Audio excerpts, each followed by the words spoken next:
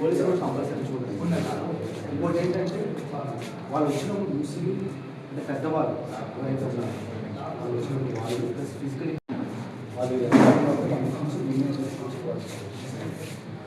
చాలా ఇంపార్టెంట్. ఇప్పుడు మనకి దూరం రాలేదు, కంప్లైంట్ ఇవ్వలేదు కాబట్టి వాళ్ళు ఇక్కడికి వస్తాను. కంప్లైంట్ వస్తే మనం క్లారిటీ చెప్పండి.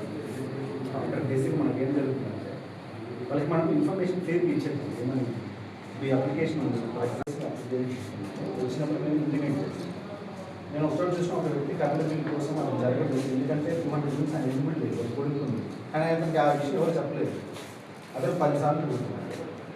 అవి లేకుండా అవాయిడ్ చేద్దాం. అంటే వచ్చిన వాళ్ళతో కొంచెం ఎక్కువ మాట్లాడి ఎవరైతే ఉంటాడో వాడు యాక్టివేట్ అయ్యి నేను చేస్తాను అందరికీ చూసి అలా చాలా చోట్ల అబ్జర్వ్ చేయండి. కొంచెం అవాయిడ్ చేయండి. పెండింగ్ ఏదో ప్రజావాణి ఎన్ని వచ్చాయండి? ప్రజావాణి పోలీసు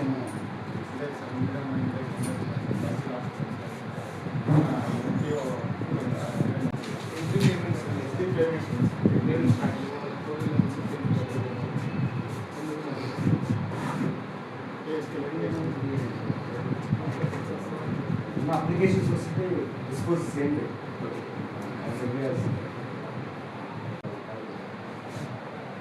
గవర్నమెంట్స్ అంటే ఇమీడియట్ అంటే పాసిబుల్. మనం రెంజల్ మండలంకి వచ్చాము.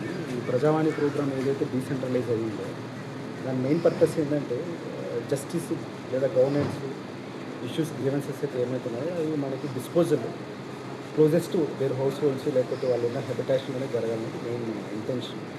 సో మండల లెవెల్ ప్రజావాణిలో తీసుకోవాల్సిన మన మెయిన్ ప్రికాషన్స్ మెజర్మెంట్స్ ఏవైతే ఉన్నాయో అవన్నీ మన మెజర్స్ అని చెప్పడం జరిగింది.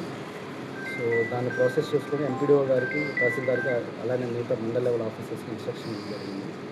సో దాంట్లో ప్రియారిటైజ్ ఎక్కువ మనకి ఓల్డేజ్ పీపుల్ ఎవరైతే వస్తున్నారో వాళ్ళు, అలానే దివ్యాంగులకు కానీ ప్రెగ్నెంట్ ఉమెన్కి కానీ వీరికి ఎక్కువ ఇంపార్టెన్స్ ఇస్తుంది. అప్లికేషన్ మనం అదే రోజులో కానీ లేకపోతే ఎంత తొందరగా కుదిరితే అంత తొందరగా డిస్కస్ చేయడం చెప్పడం.